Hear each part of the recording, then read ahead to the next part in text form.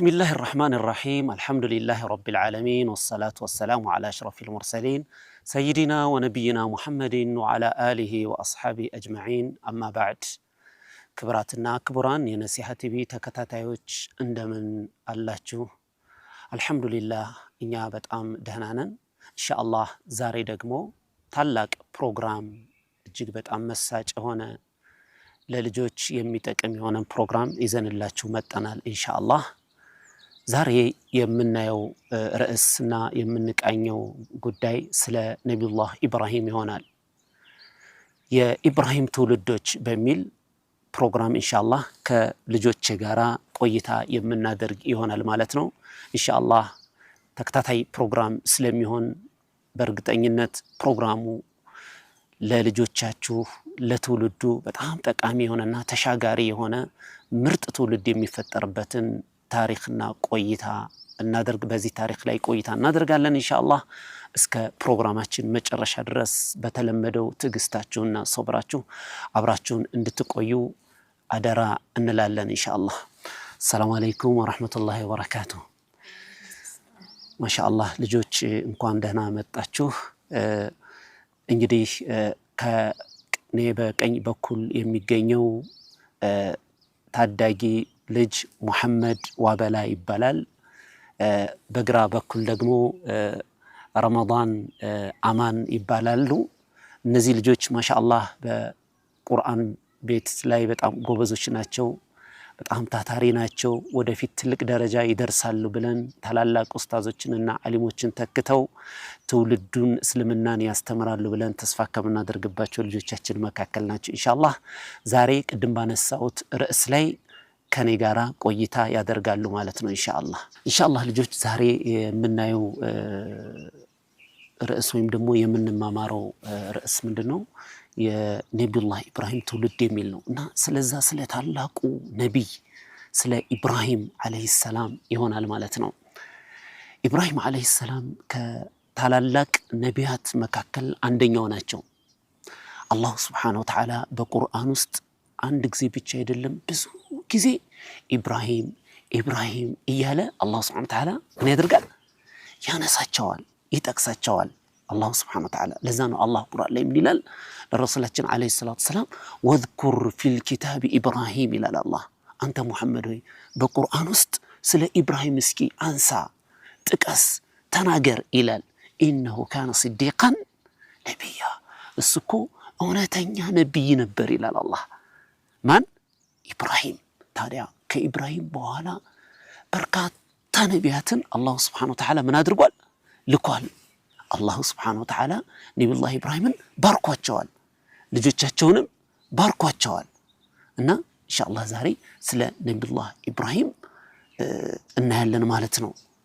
አላህ Subhanahu Wa Ta'ala በተለያዩ ቦታዎች ላይ የነብዩላህ ኢብራሂም መንገድ እንድንከተል አዟል። ለረሱላችን አለይሂ ሰላቱ ሰላም አዟቸዋል። ወተቢዕ ሚለተ ኢብራሂም ይላል አላህ በቁርአን ላይ። አንተ ሙሐመድ ሆይ የኢብራሂምን መንገድ ተከተል ይላል አላህ። ለምን? ቀጥ ያለ ሚለተ ኢብራሂም ሐኒፈን ወማ ካነ ሚነል ሙሽሪኪን። ኢብራሂም ከአጋሪዎች አልነበረም፣ ከአላህ ውጭ ሌሎች ነገሮችን የሚያመልኩ ሌሎች ነገሮች ይጠቅማሉ ብለው ለሌሎች ነገሮች ከሚሰግዱት ከሚማጸኑት ከሚለምኑት ኢብራሂም አልነበረም። ማንም ብቻ ነበር የሚለምነው? አላህን ብቻ ነው። ዱዓ ሲያደርግ ያ አላህ ያ ረብ እንደዚህ አድርግልኝ፣ ያ ረብ እንዲህ አድርግልኝ፣ እንዲህ እፈልጋለሁ እያሉ ነብዩላህ ምን ያደርጉ ነበር? አላህን ይለምኑ ነበር። ታዲያ ነብዩላህ ኢብራሂም ማን ነበሩ የሚለውን እናያለን ማለት ነው ኢንሻአላህ። ኢብራሂም አለይሂ ሰላም የተወለዱት ኢራቅ ላይ ነው። ኢራቅ ባቢሎን የምትባል ከተማ ላይ ነበር የተወለዱት። ኢራቅ ማለት አሁን ላይ የምትገኝ ሀገር ናት። ሙስሊሞች አረቦች የሚገኙባት ሀገር ናት አሁን ባለው ሁኔታ ላይ ማለት ነው። ለሳዑዲ አረቢያ ጎረቤት ናት። ሌሎችም ጎረቤት ሀገሮች አሏት። እነ ሶሪያ ሁሉ የኢራቅ ጎረቤት ሀገር ናቸው አሁን ባለው ሁኔታ ላይ ማለት ነው። አልহামዱሊላህ እዛ ላይ አሁን ሙስሊሞች አልহামዱሊላህ ይገኛሉ። ያኔ ነብዩላህ ኢብራሂም በአስተማሩት ትምህርት አማካኝነት ከዛም በኋላ በተለያዩ በረሱላችን አለይሂ ሰላቱ ሰላም ጊዜ በተደረጉ ዳዕዋዎች አሁን ኢራቅ ላይ ማን ያለው? ሙስሊሞች ነው ያሉ። ትሮ ግን ነብዩላህ ኢብራሂም ከመምጣታቸው በፊት ወይም ደግሞ ነብዩላህ ኢብራሂም በተወለዱ ጊዜ ኢራቅ ላይ ከተማ ባቢሎን ትባል ነበር። ነብዩላህ ኢብራሂም ያን ጊዜ ልጅ ናቸው። ድሮ ነው ከዛሬ ስንት ሺህ ዓመት በፊት ማለት ነው። ስንት ዓመት? ብዙ ሺህ ዓመት በፊት። እኛ አልተወለድንም፣ አባቶቻችን አልተወለዱም፣ በጣም ብዙ ትውልዶች አልተወለዱም። ድሮ ኢብራሂም ኢራቅ የምትባለው ቦታ ላይ ባቢሎን የምትባል ከተማ ላይ ተወለዱ።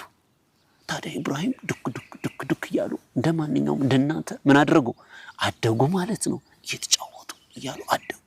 ታዲያ እድሜያቸው ከፍ እያለ 12 13 ዓመት ላይ እየደረሱ ሲመጡ አላሁ ሱብሓነሁ ወተዓላ እውቀት ሰጣቸው።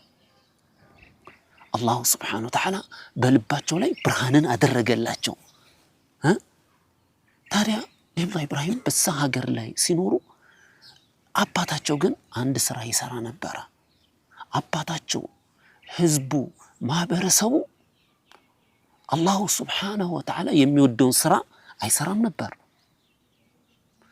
አላሁ ሱብሓነሁ ወተዓላ አምላካችን ነው፣ አላህን ነው የምንገዛ ብለው ለአላሁ ሱብሓነሁ ወተዓላ አይሰግዱም። ለአላሁ ሱብሓነሁ ወተዓላ ተማጽኖን አያቀርቡም ነበር። ማን? ህዝቡ ማህበረሰቡ ብቻም አይደለም አባታቸውም ጭምር ማለት ነው። አላህን አይገዛም ነበር። ምንድን ነበር የሚገዙት? በእጃቸው ያዘጋጁትን ጣዖት፣ ሰው የሚመስል ጣዖት፣ ከዋክብት የሚመስል ጣዖት፣ የተለያየ ነገር የሚመስል ጣዖት ወይም ሐውልት ነገር አድርገው እነዛን ነገሮች ነበር ምን የሚያደርጉት? የሚያመልኩት፣ የሚገዙት፣ ሲጨንቃቸው የሚለምኑት እነዛን ነገሮች ነው።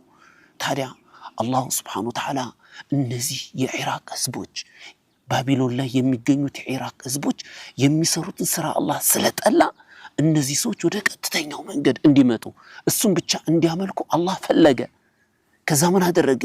ኢብራሂም እዛች ሀገር ላይ እንዲወለድ አደረገ አላህ ሱብሓነሁ ወተዓላ።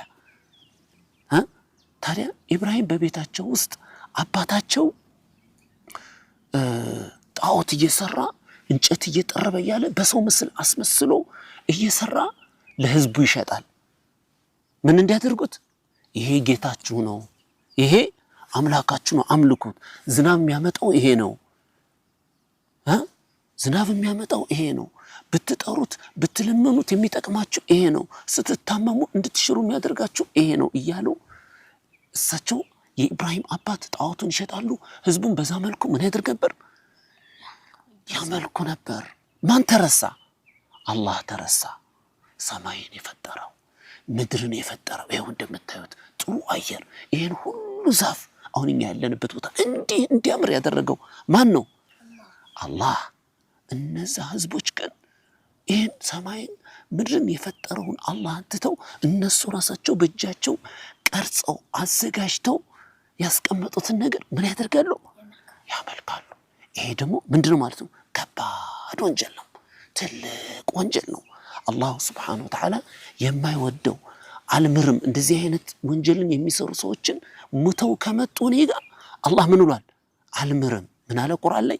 ኢነላህ ላ የግፊሩ አዩሽረከ ቢህ፣ አላህ በሱ የሚያጋራ አይምርም።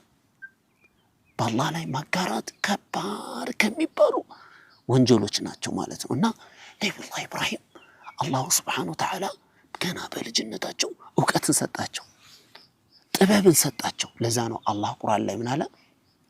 ወለቀድ አተይና ኢብራሂም ሩሽደሁ ሚን ቀብሉ ወኩና ቢሂ ዓሊሚን አለ አላህ።